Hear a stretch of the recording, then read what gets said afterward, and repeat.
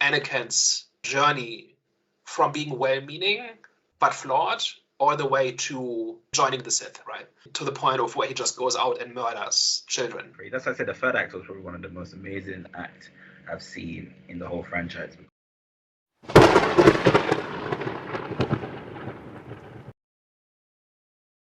Hello, everyone.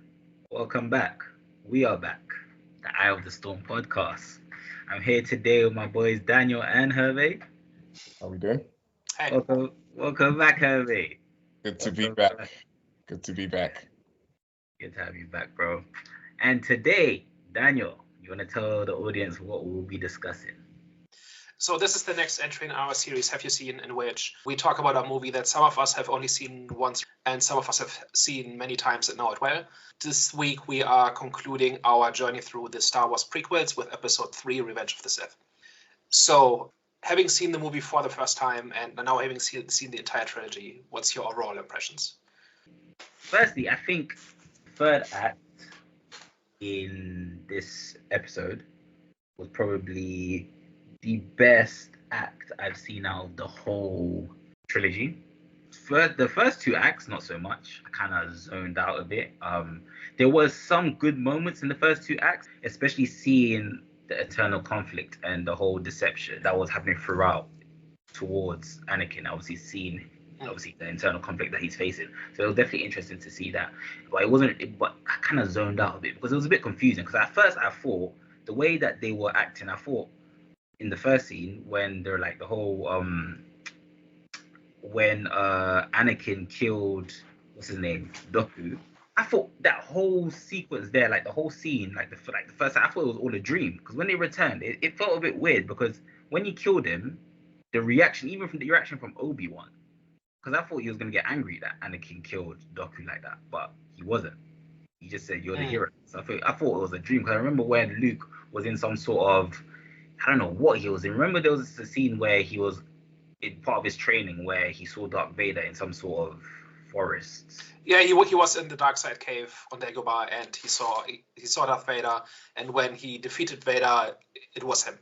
Yeah, so I thought that was part of his training. I figured, okay, maybe him killing Dooku I thought all of that was just like, so he was in some sort of simulation, or he was in some sort of cave like that, forest cave or whatever. I thought, okay, cool. He killed Dooku. This is part of his training. He's gonna snap out of it. But the reaction to him killing him, I was like, okay, this is a bit strange. I understand now that the guy, Palpatine.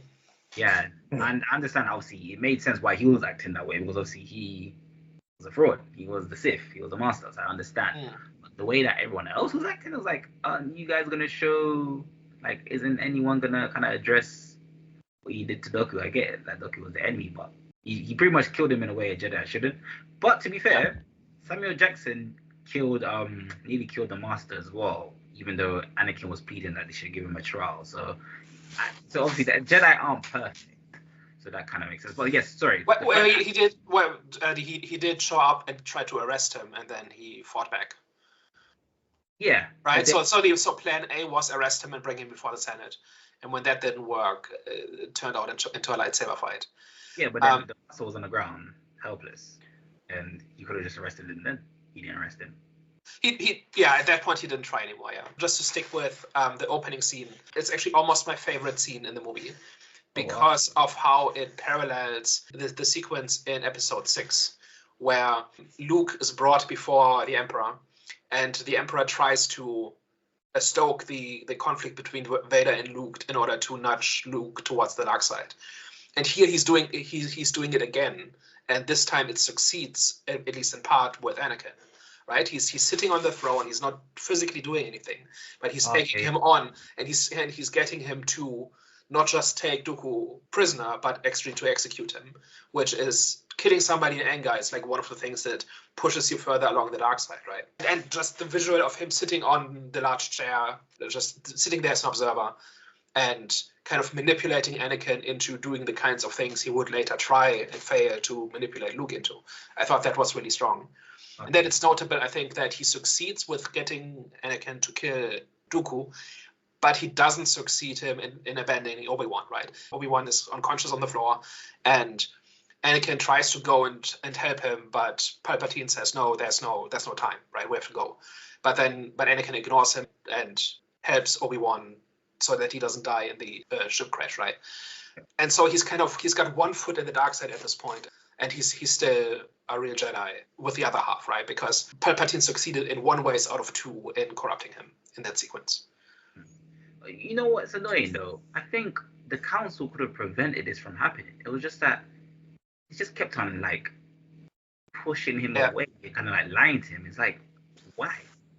I just don't get it. Like, you can see already that even Yoda kept on mentioning how he senses a lot of fear in him, and you can see that Yoda already senses threat in him, and I feel like the council's starting to kind of see that as well, especially with Samuel Jackson. Well, not the rest of them because you already hear from them, but Samuel Jackson, I feel like he senses a bit that he's not ready. So I'm guessing that he kind of knows that you know he's got some sort of pretty much he's kind of confirming what Yoda is saying is true. So it's like you can see that. So you guys pushing him away by saying you're not ready to be on part of the like a master yet, and just like not telling him plans. I think there was a plan which they didn't tell him about what they wanted to do. I forgot what it was, but Samuel Jackson told him to stay here. I forgot what it was. He told him not to. They sent Obi-Wan to that planet. I suppose, like, Anakin wanted to go, and Palpatine had recommended him, and then they slighted him again by saying, "No, you will stay here, and Obi-Wan will go on the mission." Yeah, exactly. So them pushing him away is like you already can tell. You can see the characteristics of this guy. He's very rash. He's like impatient. He's got like small bursts of anger. So why are you going to keep agitating? I'm not saying you should kind of like do everything that he says, but at the same time, like accommodate him, help him. Like, you know what I'm saying? Like, kind of like rewarding. Sometimes when you reward people for their work, it feels good. You know what I'm saying? That could have. I just feel like they could have prevented him from joining the dark side. I feel like they're definitely part of the reason why he was a part of the dark side, even though he did it to protect what's her name, Pam, to stop. Was it Pam? Padme. So I think that whole sequence is like a very mixed bag. Or not sequence, but this whole thing about Palpatine playing Anakin against the Council. Because on paper the Council does everything correct, but at the same time they should be seeing that something is up. Right? This whole thing about they see how the office of the Chancellor is shrouded in the dark side, and that should be a clue that something's going on. But they never do anything about it until it's too late, until they walk right into his trap. And them trying to stop him looks like them trying to take over the Republic, right? But at the same time, Anakin is also being unreasonable, right? There's never been anybody as young as him being made a master or being put on the council and things like that. So his expectation that he should be is completely unreasonable. So I think some parts of it work, some parts of it don't. But I think overall, this entire, like, I think the core of the movie is really Anakin's journey from being well-meaning but flawed all the way to siding with Palpatine and joining the Sith, right? To the point of where he just goes out and murders children. That's why I said the third act was probably one of the most amazing. I think it was probably the most amazing act I've seen in the whole franchise, because it had everything, even from the fight choreography. This fight, like the battle between him and Obi, was the best I've seen in the franchise. I feel like it just got more authentic. Also in this film, I feel like the instrumental that they were using, they didn't overdo it, which I really liked in this whole film. Because I think with the previous Star Wars, which I kind of found like it was not annoying, but it was kind of overbearing sometimes. It was just the music. I felt like they were overdoing it. But the music that they were using now fitted the tone that was being presented to us, and especially in the battle, was just amazing. Like the battle, that fight scene between him and Anakin just felt so like that triggered. When I say it triggered something in me, it definitely like made me want to be a part of the battle, because it felt like father versus son.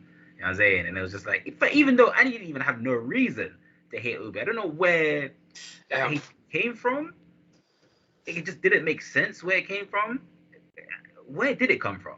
So I think the part that doesn't make sense is that he's personally jealous about Obi-Wan, right? He has this thing about how Obi-Wan and Padme have a romance of some kind going on, and he keeps suspecting them of having betrayed him. And I'm not sure that has a basis in it. Like everything else, I think works in the sense that Palpatine keeps engineering situations that, from Anakin's point of view, validate all his fears and anxieties and grievances. But this one, I'm not sure it does. So I think that is one of the weaker parts of it. Yeah, okay, I would agree with that. I had a question as well. what is a Sith? Like, Yeah. I know it's the Master, but what is it actually? 'Cause I don't know. I think they've explained it, but honestly, I watched it a couple of days. So I think that's something you're just supposed to know. There had been something like 15 years between the end of the original trilogy and the start of the prequel trilogy. And in that time, novels have been written and stuff like that. And the Sith were really explored in that. And I think at that point, audiences kind of knew what Sith were. And essentially what they are is they're like the Jedi in the sense that they are a way of using the Force that is like the diametric opposite of what the Jedi are, right? The Jedi are about balance and about selflessness, and the Sith are all about selfishness and passion, right? So they use their passions and strong emotions to draw more energy or more power from the Force, and that's how they get stronger. And they use that power to benefit themselves as opposed to benefiting others, which is what Jedi are supposed to do. And there's always a master and there's always an apprentice, and they're supposed to try to exploit each other. In that way, they get stronger, right? The master keeps trying to exploit the apprentices as much as possible, and that way they get stronger. And the apprentices are supposed to learn what they can from the master, and then until they're strong enough to overthrow the master and become the master, and then the cycle repeats. So it's a completely opposite way of approaching the Force, and Palpatine is part of that tradition, and people like Darth Maul and Dooku, and then later Anakin become his apprentices. That's the bottom line of it. Yeah. And they are the historical enemy of the Jedi, and that is why the Jedi keep talking about how Sith Lords are their specialty, and if they get any clue that the Sith are involved, the Jedi drop everything and make it their top priority, because those are their historical enemies. Does that answer your question? Yeah, it makes more sense now. Because they kept on mentioning, I was like, okay, what the hell? Sith, are they some alien, even though they pretty much look human? Yeah, no, they're an organization that can be human, they can be alien, and really the core of the Sith code or the Sith approach to life is in the story Palpatine tells Anakin in the opera about how the Force is a way to make yourself stronger so that you can get what you want. In this case, protecting the ones you care about, right? But you do it for selfish reasons. And that's something the Jedi would not allow and would not encourage. But would you argue? But would you say that Anakin's reason for joining the Sith was a selfish reason, though? Well, his main motivation is that he did not want to lose Padme. Yeah. Right. It wasn't about helping her. It was about he had already lost his mother, right? And he did not want to go through that again.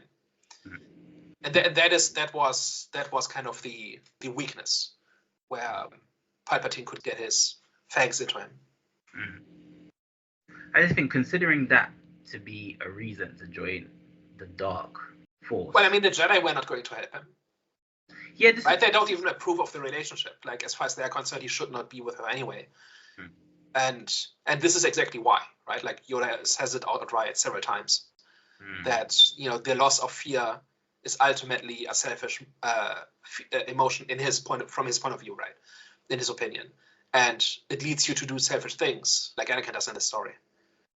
So, what's the consensus when it comes to the Council? Do they believe that they're the reason for Anakin's downfall? I'm not sure what the consensus on that is. So my view is that the Jedi are a broken institution in this movie, or in this entire trilogy. We see them at a time where they have lost their way and are no longer able to function as people, really. They are so focused on not doing evil, like not falling to the dark side, not becoming Sith, or something like it, that they've forgotten how to do good. Like I think my bottom line. Like they're always focused on how do we avoid falling to the dark side. And that leaves them no time to actually help people and care about other people. And people like Qui-Gon and Obi-Wan are the ones who don't follow those rules that strictly, and therefore still are able to help other people and see other people. Like notice that they exist. Whereas all the other Jedi sit in their temple and contemplate the Force and don't do a whole lot of everything else. And it's not clear, at least from the movies, whether they always were this way, but they are in this era, and that is their downfall.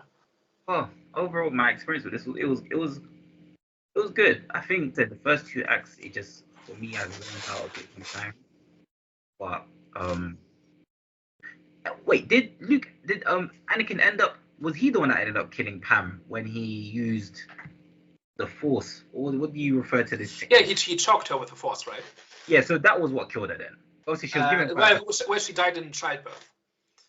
Yeah, but was that a contribution to that? I mean, it can't have helped, right? Like I don't know. It's not supposed to be. It's just a sequence of events that leads to Padme dying, right? And like there's this joke about how there's like Padme dies in childbirth, right? And the medical droid says she lost her will to live. And there's a joke that they tried to get a medical droid, but they got a literature droid instead. And therefore, that's where that explanation comes from, because that's not exactly the most scientific explanation. So, yeah. No, I was gonna say, wasn't there like a theory or a parallel between sort of Anakin Skywalker taking his first breath as Darth Vader and Padme kind of losing her sort of life force? Yeah. Well, it's definitely set up as a transition, right? One thing ends and the next begins. Yeah. Mm-hmm. Like, and Padme very much stands for the Republic and for the old order, and she was always the biggest believer in the old system. And her death is also the birth of the new, or like of the Empire, right? Yeah, but so you're saying it's more like a symbolism thing as opposed to actual? I think so. Yeah, I think the literal explanation of what actually happened and why she died, like she has to die because in Episode 4 we know that Luke doesn't have a mother. That's why. Right, and everything else is kind of engineered to fall into place in the last 10 minutes of the movie. And they didn't show how Anakin got the scar. What, did I miss it? Well, falling into lava did it. No, that was before. What? I'm saying before. He even had the scar before on his face. As soon as he was introduced, I saw the scar on his, I don't know if it was left side or right side. I don't remember if there's a specific, like if this is like the battle on, was it Geonosis at the end? I don't know. I think it's more to show that he has been fighting and that he has scars because of it. Okay, I thought it was I don't remember if it's that refers to a specific event, but it's more like he has been fighting a war and he has scars to prove it. Okay, I thought there was going to be some sort of significance to that for some reason, or a backstory, but I was thinking, okay, cool, I'm seeing the scar. That wasn't there before Episode 2, so maybe there's some sort of backstory to how he got that. Why? Because in this one, he just felt more like aggravated. Like he just felt more angrier. And I was thinking, yeah. So I think it's interesting that on the one hand, this like he's even more frustrated and angry than he was in the last movie, but he's also in a way the happiest because fighting this war is what he's good at, right? And he was never really allowed to be good at anything before. He was supposed to, do his studies and put in his time, and one day it will pay off. And he was never patient enough for that. And then the war comes along, and he gets to prove himself, and he gets to be the big hero. And he really thrives in that situation. Like in the opening battle, he has fun, right? Like he really enjoys. He enjoys being the hero. He enjoys just letting loose and no longer being kept in a box, essentially. So I think this is kind of the one time we really see him self-actualized, which is tragic in its own way, right? That it had to be that in order for him to actually be himself. Yeah, but he didn't have to. Like I said, I just think it was being rash. He was getting premonitions, but he didn't know. Yeah. So one thing that we finally see in this movie is the war, right?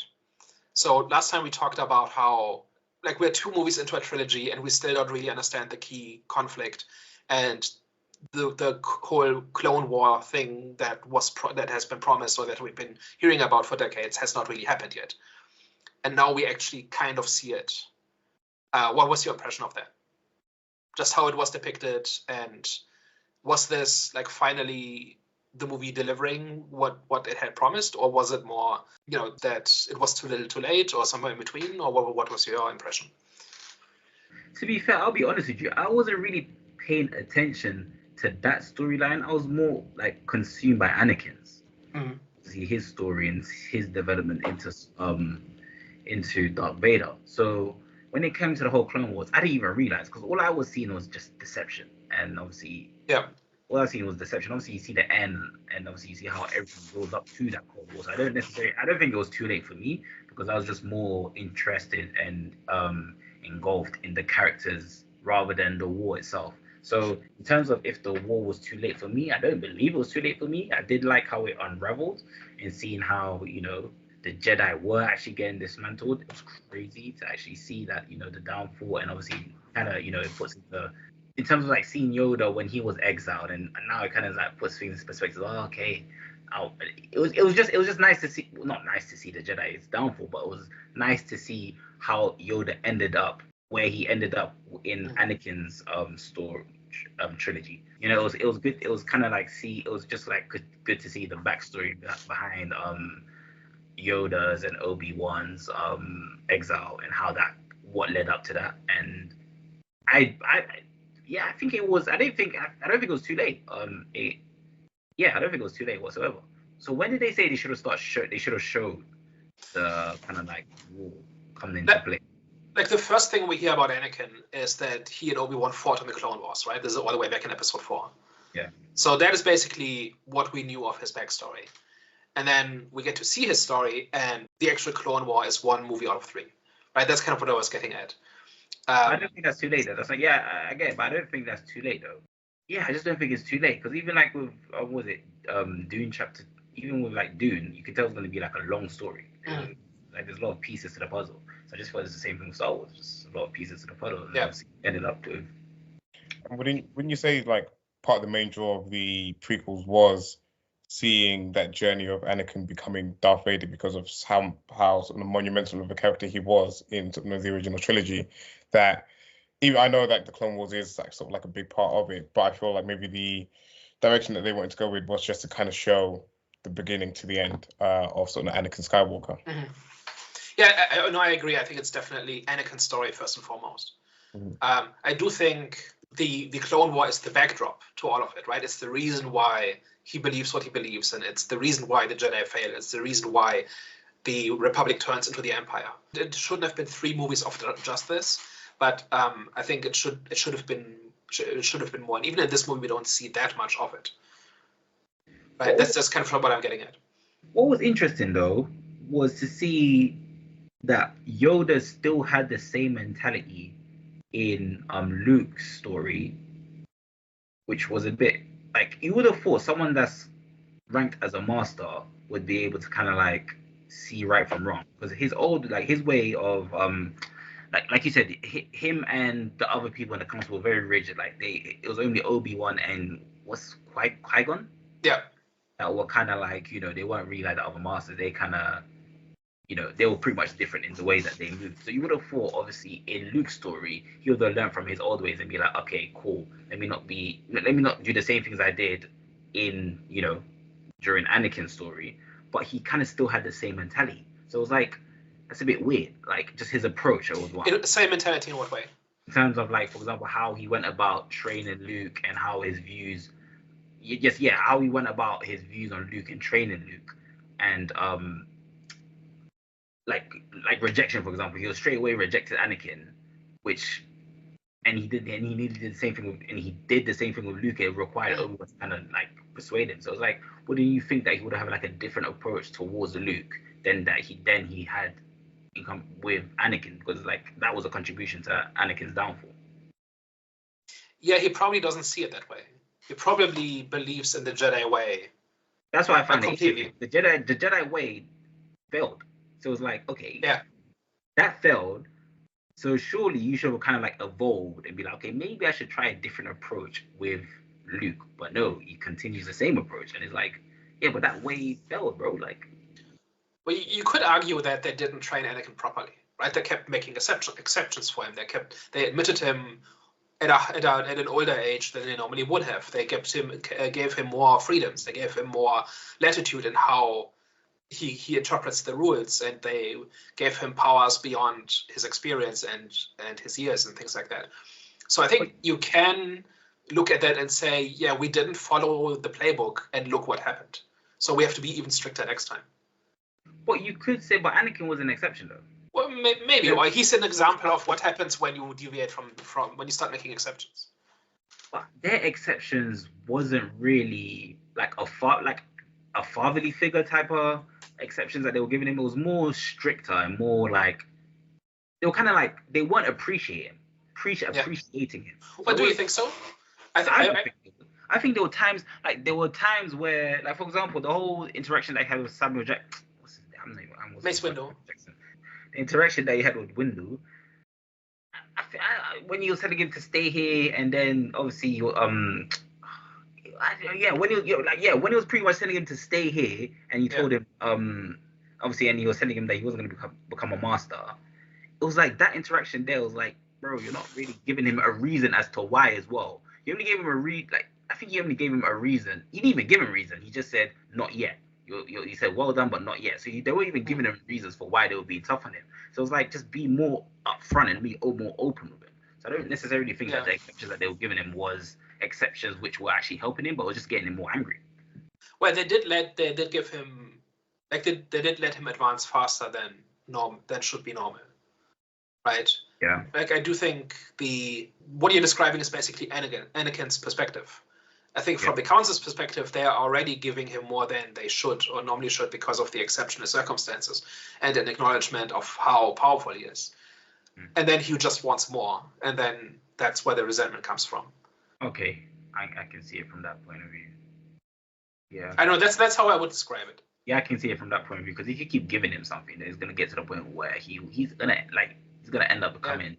Like Anakin's grievance is basically that he's not been made a master, even though he shouldn't be, right? Like it's not like they're keeping something he deserves.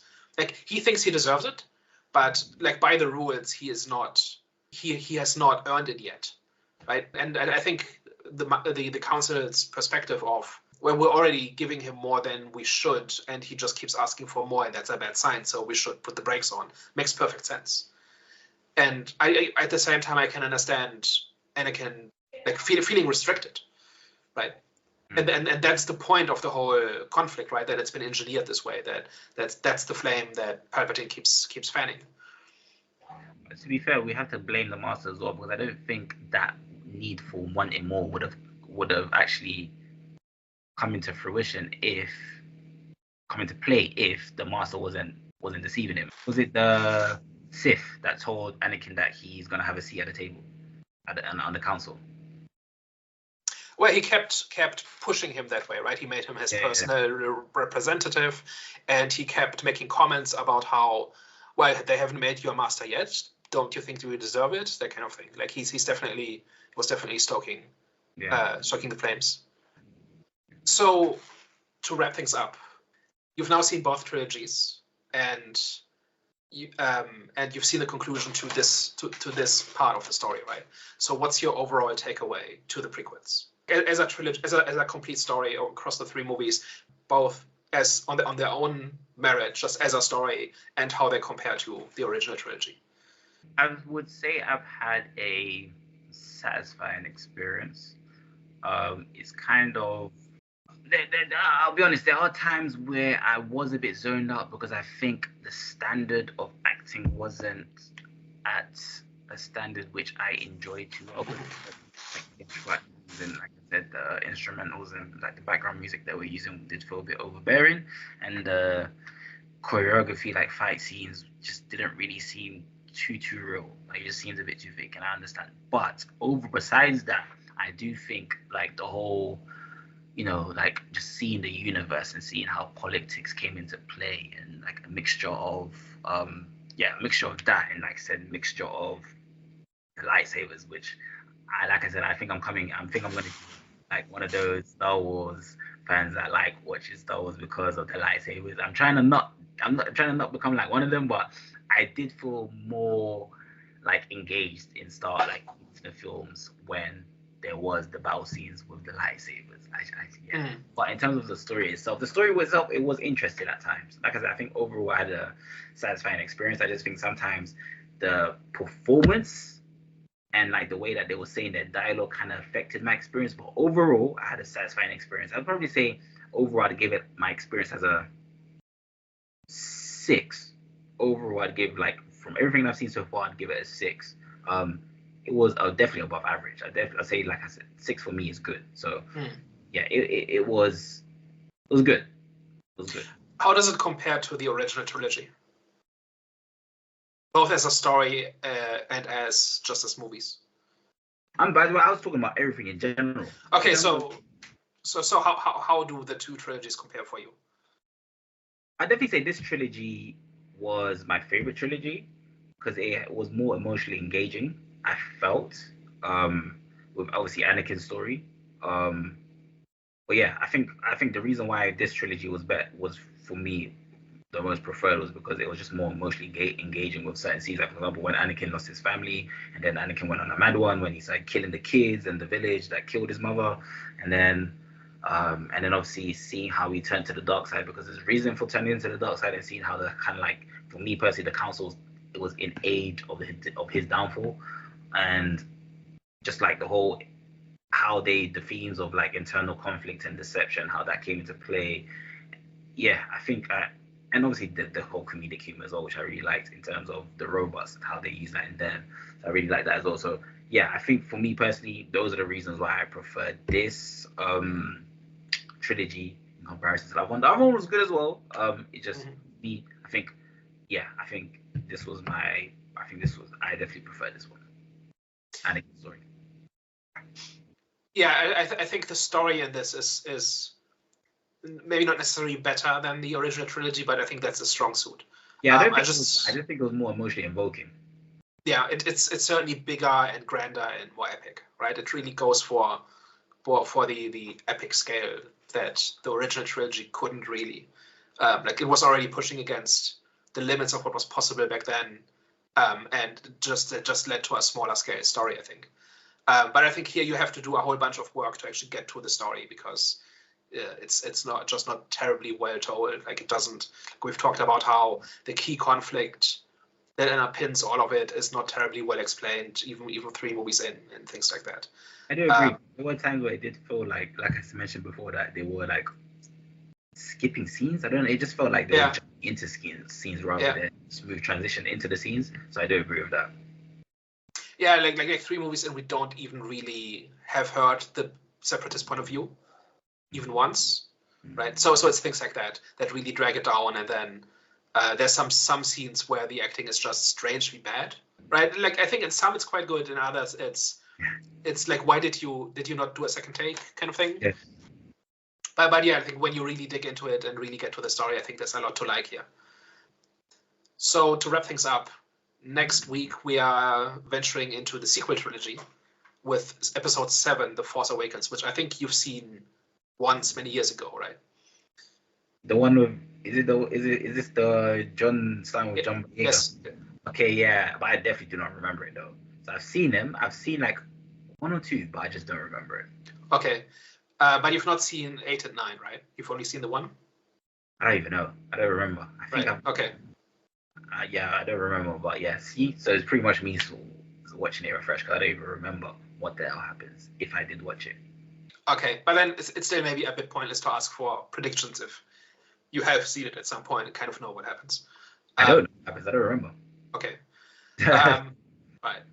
But yeah, so next week we'll talk about the next era in Star Wars. Any other last words? Let's bring on episode 7. All right, guys. Well, hopefully you guys enjoyed today's discussion. Calvé, do you wanna, after many weeks away, Many weeks away, and not much contribution to this one, but yeah, don't forget to like, share, and subscribe. We're only growing and getting better and getting bigger, so feel free to join us on the journey and help push us forward. Thank you very much. Guys, we'll catch you next week. Au revoir. Ciao. Bye-bye.